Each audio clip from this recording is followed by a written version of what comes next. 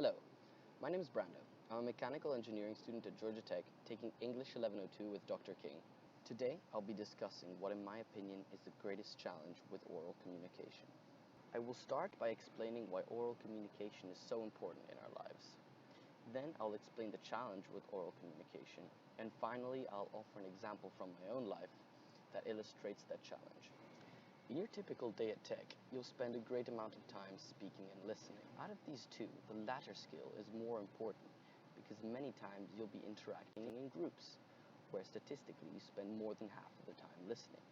Not to mention large lectures, where you don't speak much at all and you're basically just listening. This is a problem because many people are very bad listeners, and there are many reasons for this, but the most compelling one in my opinion is because of the gap between our rate of speech and our rate of processing words. Let me explain that. Most studies will confirm that we're able to process words twice as fast as we can say them. So our brains have the tendency to fill that gap with other thoughts when someone else is speaking, which can lead to getting distracted from the conversation and missing vital information.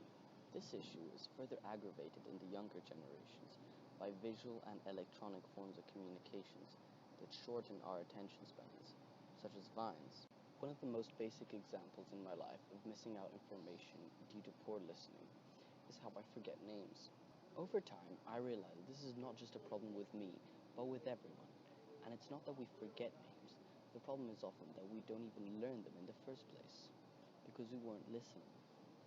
This is due to our minds thinking of so many things at such a faster rate that we miss out the important information. This happens everywhere in conversation, and it can become a major setback in group projects and class activities. Thanks for listening.